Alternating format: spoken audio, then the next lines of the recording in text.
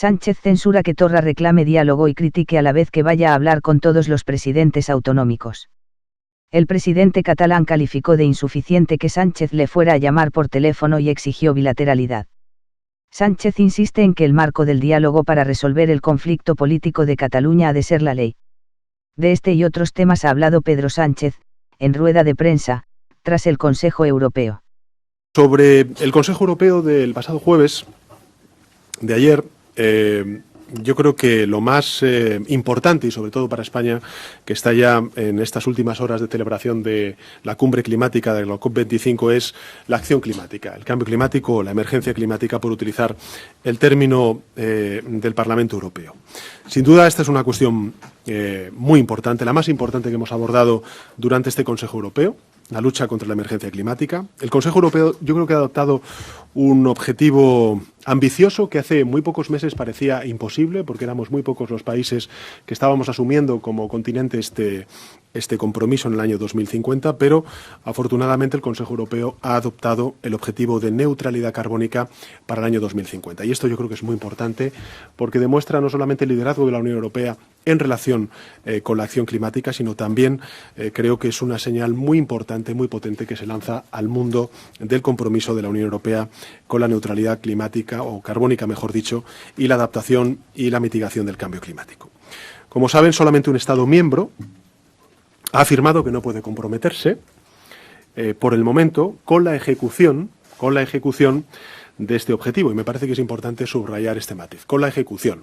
No que no esté a favor de cumplir con la neutralidad carbónica en 2050 y de contribuir a ella del continente europeo, pero sí que tiene dificultades para la ejecución de este objetivo en el momento. Esperamos, en todo caso, poder sumarle pronto, y yo, desde luego, haré todo lo posible para facilitarlo. Les recuerdo, además, como he dicho antes, que hace tan solo unos meses, en la cumbre de Sibiu, en Rumanía, solamente éramos 8 Estados miembros, entre los que estaba España, que queríamos proponer este objetivo a los miembros del Consejo. Y ayer, al entrar en el Consejo Europeo, éramos 25. Y hoy todos los Estados miembros aceptamos el objetivo, y un solo Estado miembro tiene dificultades para su ejecución, y es lo que se queda manifestado en las conclusiones. Por lo tanto, en los próximos meses vamos a seguir trabajando para que Europa esté a la vanguardia de la lucha contra el cambio climático, para que nos fijemos también el objetivo del 1,5 grados centígrados previsto en el Acuerdo de París. Y quiero también resaltar algo que se manifiesta en las conclusiones. El primero de ellos es el anuncio de un nuevo pacto verde, de un Green Deal europeo, que es una estrategia también de crecimiento, pero vinculada con la mitigación y la lucha al cambio climático. Es un objetivo por el que llevamos años luchando. Quiero además subrayar que los socialistas europeos lo incluimos en nuestro programa electoral de las elecciones pasadas de mayo de este año, y la Comisión Europea por fin lo ha hecho suyo. Supone, yo creo, que un hito en la lucha contra la emergencia climática, y además de tener, digamos, ese espíritu, también es importante que haya supuesto la primera medida que toma la Comisión en forma de comunicado y que es presentado en el Parlamento Europeo, y creo que es además el compromiso de nuevo de la Unión Europea en la lucha contra el cambio climático. La propuesta busca maximizar, como saben ustedes, las oportunidades de crecimiento, de creación de empleo, de la transición ecológica, al tiempo también que busca reducir al mínimo posibles costes derivados de la adaptación al cambio climático. Nosotros apoyamos plenamente el objetivo manifestado en este Pacto Verde Europeo de reducir las emisiones de CO2 de entre un 50 y un 55% para el año 2030. Es un objetivo bien ambicioso, así como la creación de un fondo de transición justa que no deje a nadie atrás. Sabe que para España esto es un tema muy importante. Primero, hemos sido uno de los países pioneros en el mundo, a la hora de articular transiciones ecológicas justas. Hemos llegado a acuerdos con determinados territorios, comarcas damnificados por este cambio de paradigma. Estamos copresidiendo con Perú, en el marco de Naciones Unidas, un grupo de trabajo sobre la transición justa, y en consecuencia creemos que este es un fondo muy necesario en el continente europeo. Hemos defendido que no solamente sirva para que aquellas regiones que tienen pendiente esa transición cuenten con la solidaridad europea, sino también aquellas regiones o comarcas que ya han hecho esa transición, como algunas hemos hecho en España, pues cuenten también con esa solidaridad europea a la hora de encontrar oportunidades en esas comarcas.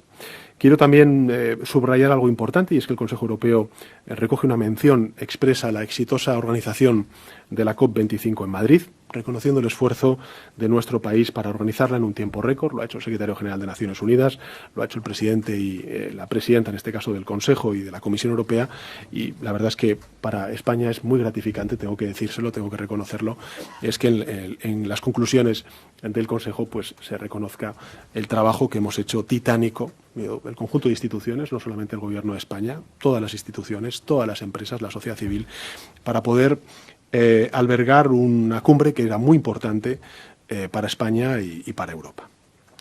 Respecto al marco financiero plurianual, el famoso presupuesto 2021-2027, el presidente Charles Michel ha expuesto su planteamiento sobre las negociaciones del marco. Las posiciones nacionales son conocidas, ya las hemos planteado en el último Consejo. Ahora el presidente del Consejo va a iniciar un proceso de consultas para acercar posiciones que nos lleven a un acuerdo cuanto antes. Bueno, esto es una expresión de un deseo.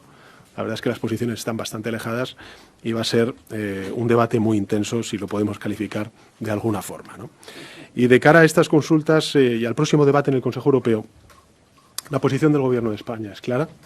Es absolutamente necesario un presupuesto europeo acorde con los objetivos marcados en el acuerdo estratégico que firmamos el Consejo, el Parlamento y la Comisión. También creo que, además del volumen del marco financiero, pues tenemos que reivindicar la actualidad y la vigencia de políticas tradicionales que son muy importantes para España, pero también para el conjunto de Europa. Creemos que es un error contraponer políticas tradicionales a políticas nuevas, como si las tradicionales fueran negativas o vetustas y, por tanto, ya no estuvieran acordes con los nuevos objetivos que se marca la Unión Europea. Me estoy refiriendo sobre todo a la PAC y a los fondos de cohesión. Son también políticas modernizadoras, así lo pensamos desde España, también para abordar los retos del futuro, como es, por ejemplo, el de la sostenibilidad o el de la acción climática. Al fin y al cabo, la acción climática no es un apartado más, tiene que ser un objetivo transversal que impregne todas y cada una de las políticas. Y eso también lo puede hacer la PAC, lo pueden hacer los fondos de cohesión, que son muy importantes para nuestro país. La política agrícola común protege a nuestro sector agrícola y tiene también un gigantesco impacto medioambiental. Las políticas de cohesión favorecen a regiones que están todos en la mente de todos los que estamos aquí: Extremadura, Andalucía, Castilla-La Mancha, Galicia, Canarias, que se encuentran alejadas de los centros de producción europeos y que se benefician más de nuestro mercado común. Pero también ayudan a ciudadanos que, sin su apoyo, podrían tener la impresión de que el proyecto europeo se construye sin contar con ellos. Y finalmente también vamos a defender dos propuestas muy cercanas a nuestro proyecto político que nos han escuchado en reiteradas ocasiones defender. La primera de ellas es la introducción de la garantía infantil, que ataje la pobreza, que afecta a tantos niños en Europa y, por desgracia, también en España. El 28% de los niños en nuestro país sufre algún tipo de pobreza. Y que los presupuestos sirvan para promover avances en el pilar europeo de derechos sociales de la cumbre de Gotemburgo y en áreas como, por ejemplo, el diálogo social, el suelo mínimo de protección social o también el salario mínimo, que es otro de los debates que estamos teniendo en el seno del Consejo Europeo. Hay un punto importante que he tratado también yo de manera específica en la intervención del Consejo, y es la cuestión relativa a la Organización Mundial del Comercio. Hemos abordado la crisis actual de la OMC, subrayado el respeto al multilateralismo, un orden basado en reglas, en la libertad de comercio, que son claves para la prosperidad de España y también de Europa y del mundo. Y en defensa de esos principios, pues hemos apelado a la unidad europea y también pedido a la Comisión Europea que siga de cerca los efectos que va a tener, desgraciadamente, que ya está teniendo sobre determinados sectores, también en España, vinculados con el sector agrícola, el vino, el aceite, las aceitunas, el queso, sin olvidar, lógicamente, a los trabajadores y trabajadoras del sector aeroespacial que se van a ver damnificados como consecuencia de los aranceles que unilateralmente impuso la administración estadounidense a determinadas economías europeas por el simple hecho de pertenecer a ese proyecto común que es Airbus. Sobre el Brexit, como todos ustedes saben, el pueblo británico decidió ayer conferir una mayoría absoluta al primer ministro Boris Johnson y al Partido Conservador. Nosotros, lógicamente, respetamos la autonomía del Gobierno, de los parlamentos británicos. Todo apunta a que efectivamente nos estamos encaminando ya definitivamente hacia una ratificación del acuerdo de retirada y, por lo tanto, hacia una salida, y me parece que es importante calificarla de esta manera, ordenada del Reino Unido, que es lo que esperamos, lo que en sí, pues para el Gobierno de España es una buena noticia. Este acuerdo, en el que hemos trabajado a lo largo de los últimos meses, da seguridad a nuestros ciudadanos, a nuestras empresas, y hoy hemos vuelto a designar a Michel Barnier como negociador de cara a la relación futura. Una relación que deseo sea lo más estrecha posible, porque tenemos muchos vínculos, no solamente económicos, comerciales, sino también culturales y familiares. Hay una diáspora de británicos en España muy numerosa, como ustedes saben. Por tanto, queremos que la relación sea lo más estrecha posible, pero en la que, sin duda alguna, vamos a estar vigilantes para que sea respetuoso con la integridad del mercado interior. En cualquier caso, quiero mandar un mensaje de confianza, de tranquilidad. Yo creo que la Unión Europea y España estamos preparados para ese Brexit ordenado y, en consecuencia, vamos a esperar a las próximas semanas para ver cómo se va consolidando esta cuestión. Lo último, pues algo que ya he compartido con ustedes cuando hemos tenido estas comparecencias de prensa, ¿no?, sobre la cumbre del euro, pues siempre uno tiene una sensación más frustrante que otra cosa, y al menos así yo lo he compartido con el resto de colegas europeos. Es verdad que, bueno, pues hemos aprobado desde el punto de vista político el acuerdo de reforma del mecanismo europeo de estabilidad. Hemos pedido ahora que se ejecute ese acuerdo político lo antes posible, no en 2024, sino, si puede ser, en 2020, mucho mejor. Hemos lamentado que, bueno, pues no termine de culminarse la unión bancaria y con la creación del esquema europeo de garantía de depósitos, que yo creo que es fundamental para nuestra zona euro. Y, lógicamente, también hemos manifestado nuestra preocupación por la marcha del presupuesto europeo, del euro, mejor dicho, con recursos suficientes y con una función mucho más estabilizadora que de convergencia, que es lo que he planteado al resto de líderes de la zona euro. En definitiva, estos son tres aspectos claves para el crecimiento de la Unión Europea, para el fortalecimiento de la unión monetaria. Puede parecer menor, puede parecer muy técnico, pero sin duda alguna algo muy importante que le he trasladado al resto de colegas es que si queremos fortalecer la unión económica y monetaria, tenemos que fortalecerla ahora que el ciclo económico es positivo, no en momentos de crisis económica, donde va a ser mucho más difícil poder llegar a acuerdos. Y estos tres elementos: el mecanismo europeo de estabilidad, el esquema europeo de garantía de depósitos y un presupuesto de la zona euro que ahora es más necesario que nunca, sobre todo para poner en marcha políticas fiscales que complementen las políticas monetarias del Banco Central Europeo, me parece que son fundamentales. Llegamos tarde y por eso pues he manifestado dentro lo que les manifiesto a ustedes fuera, públicamente, y es la frustración del Gobierno de España, que siempre tiene una posición constructiva en estos debates, pero no logramos ver avances significativos como los que quisiéramos con mayor intensidad. Y creo que he dicho y me he hecho una referencia más o menos a todos los temas y quedo a disposición de las preguntas que quieran hacer sobre esta cuestión o cualquier otra. Bueno, vamos a empezar con Jaume Manso de la Vanguardia. Muchas gracias, presidente.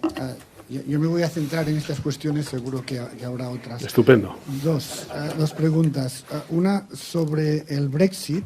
Quisiera saber qué valora usted más, si la marcha de un país importante como es el Reino Unido de la UE, que ahora ya parece definitiva, incluso con fecha, o el hecho de que se acabe este periodo de incertidumbre y que sepamos a qué atenernos. Y después, sobre el cambio climático, usted hace una interpretación, desde mi punto de vista, minimiza un poco la oposición de Polonia. ¿Qué impacto cree que puede tener esta oposición de Polonia para desarrollar el Green Deal, este Pacto Verde? Bueno, pues gracias, Jaume. En relación con lo primero, yo creo que no tiene tampoco, digamos, incompatibilidad una cosa con la otra. Creo que se eliminan incertidumbres. De hecho, la economía y la bolsa británicas pues han reaccionado, yo creo que bastante positivamente respecto al resultado electoral, y yo creo que más allá de, digamos, que sea un partido u otro el que ha ganado, por la claridad y la rotundidad del resultado electoral y, en consecuencia, por la claridad también en cuanto a el proceso que vamos a continuar, ¿no? Y yo creo que eso es positivo también para Europa. Desde el punto de vista político, yo siempre he dicho que es una pérdida y que lo lamento además públicamente, el que el Reino Unido haya decidido abandonar la Unión Europea, pero ahora lo que nos queda es, desde el respeto a la autonomía y la capacidad de decisión, lógicamente, que tiene soberana al pueblo británico, pues tener la mejor de las relaciones, y a eso vamos a dedicarnos durante los próximos 11 meses. Yo creo que un atributo que hemos mantenido durante estos años de negociación es el de la unidad entre los Estados miembros. Yo creo que eso es muy importante ahora preservarlo.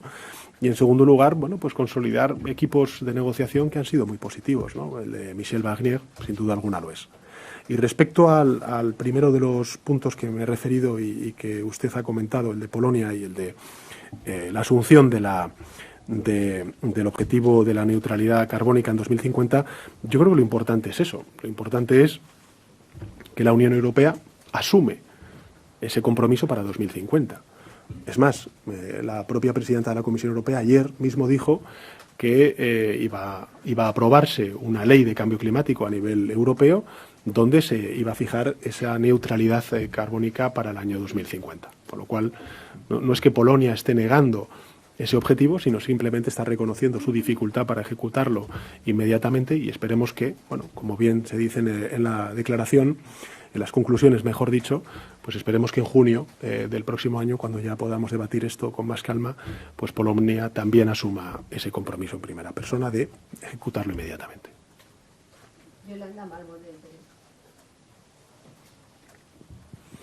Gracias, presidente. Yo voy a las otras cuestiones.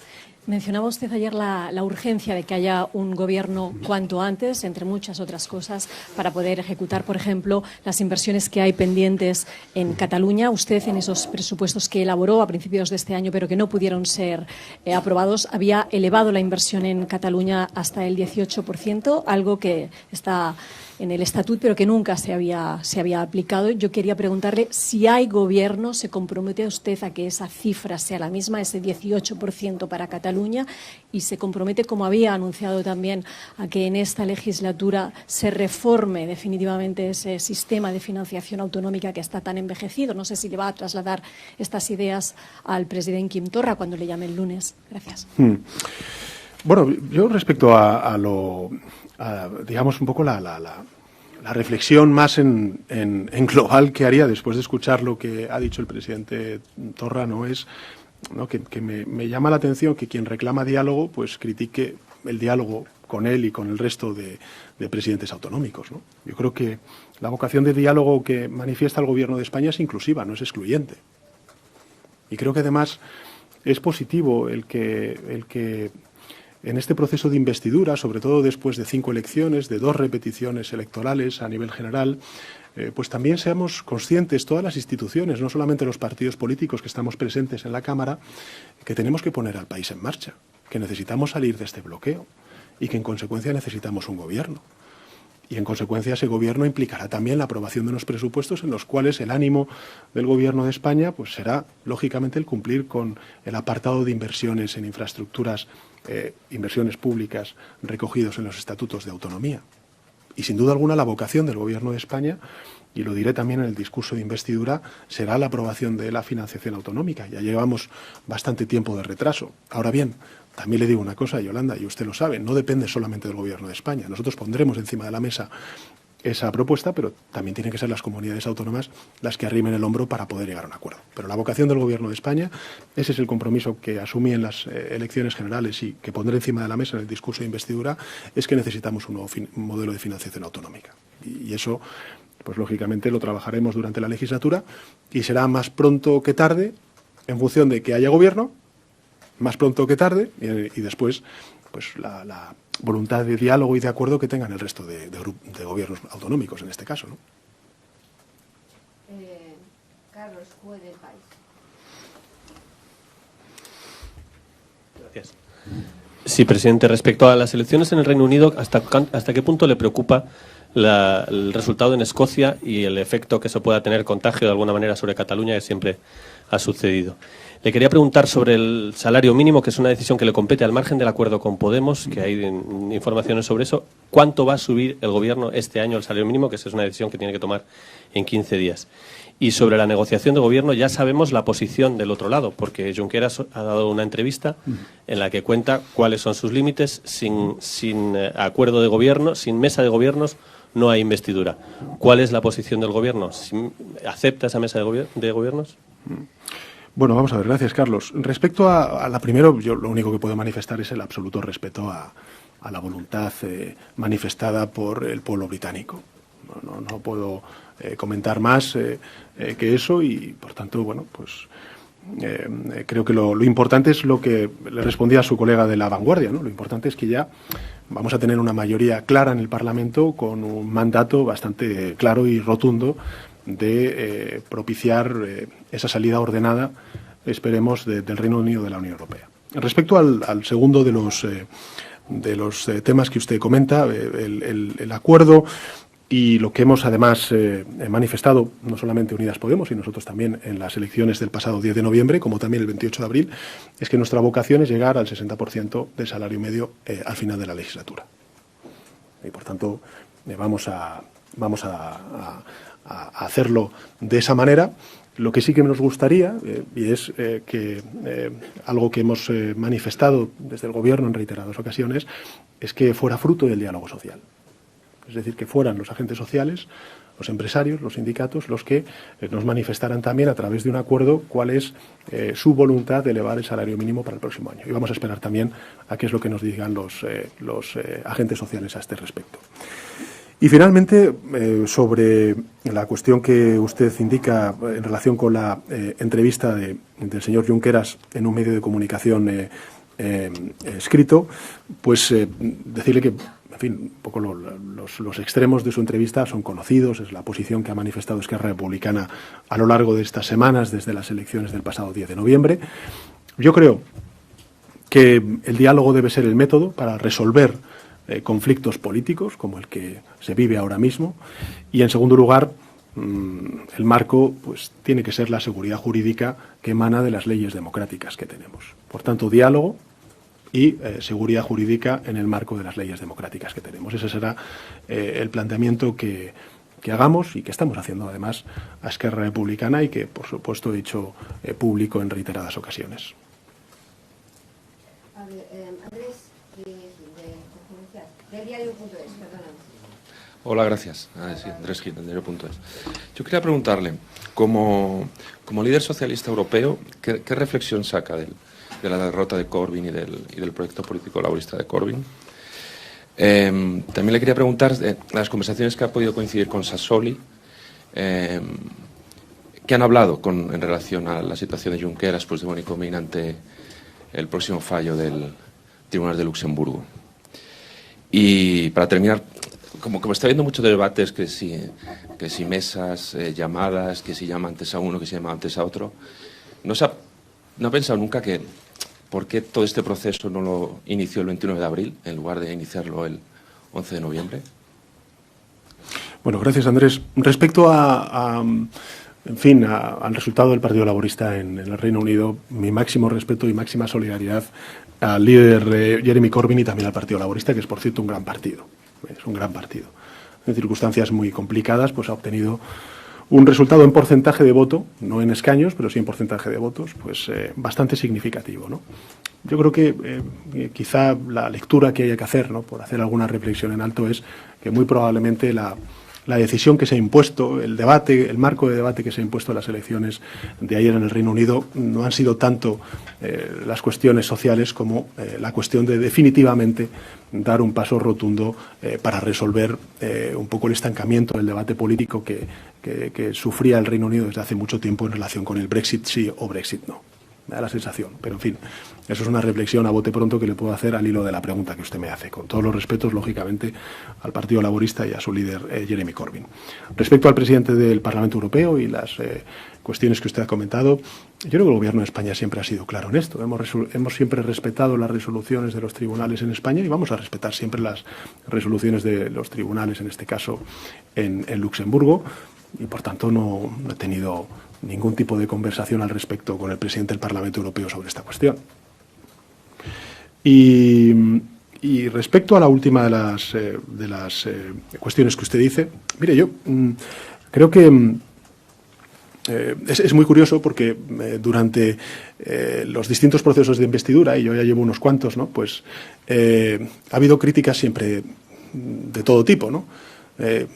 Se critica que haya diálogo antes de que el rey encomiende oficialmente a un candidato liderar la investidura. No se critica por parte de otros medios de comunicación que no se inicien esas conversaciones antes de que encomiende oficialmente el jefe del Estado a un candidato el proceso de investidura. Bueno, yo creo que entre todos también vamos aprendiendo de cómo se tienen que resolver estas cuestiones. Es una investidura, un proceso de investidura complejo, difícil, pero yo creo que hay varias cuestiones. La primera, no puede ni debe haber terceras elecciones. Y si hay partidos políticos que quieren terceras elecciones, lo mejor es que lo aclaren y lo digan a la opinión pública española. Desde luego el Partido Socialista no quiere ni asume el que los españoles que han hablado ya 5 veces en el año 2019 y que, por cierto, han dicho en todas y cada una de las ocasiones que tiene que ser el Partido Socialista quien lidere, ya sea un ayuntamiento, una comunidad autónoma, Europa o el Gobierno de España, pues que tengamos que ir de nuevo a un proceso electoral. En segundo lugar, después de las elecciones, pues ha habido 3 actitudes. Ha habido la actitud de aquellos que dimos un paso al frente, y lo he dicho públicamente, olvidando nuestras rencillas y proponiendo un gobierno de coalición inédito en nuestro país entre 2 fuerzas progresistas. 2 otras fuerzas políticas, bastantes, por cierto, que han dicho que no van a bloquear la formación de ese gobierno, es más, que la van a facilitar. Y 3, 2 formaciones políticas, el Partido Popular y la ultraderecha, que han dicho que no, que van a bloquear. Bueno, o se forma gobierno y se forma parte de ese gobierno, o se facilita ese gobierno o se bloquea. Esas son las 3 posiciones que hemos visto desde el 10 de noviembre. Por tanto, en fin, yo creo que la propuesta en un Parlamento muy fragmentado, como el que vive España ahora mismo, después del 10 de noviembre, una propuesta de gobierno que cuenta de partida con el apoyo de 155 escaños, 120 que aporta el Partido Socialista y 35 que aporta Unidas Podemos, me parece que es lo suficientemente sólido como para que sea tomado en cuenta por parte del resto de formaciones políticas que están presentes en el Congreso, ¿no? A mí lo que me llama la atención es la posición del Partido Popular, ¿no? Consejos doy que para mí no tengo, ¿no? Le dice a Navarra Suma, a Ciudadanos, que tienen que abstenerse o que tienen que facilitar. Bueno, pues sí, es bastante sencillo. Se podría abstener el Partido Popular, porque además sabe perfectamente que no existe otra opción de gobierno que la liderada por el Partido Socialista. Antes del 10 de noviembre se opusieron a que el Partido Socialista gobernara en solitario y ahora se oponen a que el Partido Socialista gobierne con Unidas Podemos. Es decir, hay un denominador común. Lo que no quieren y no aceptan es que gobierne el Partido Socialista. Muchas gracias.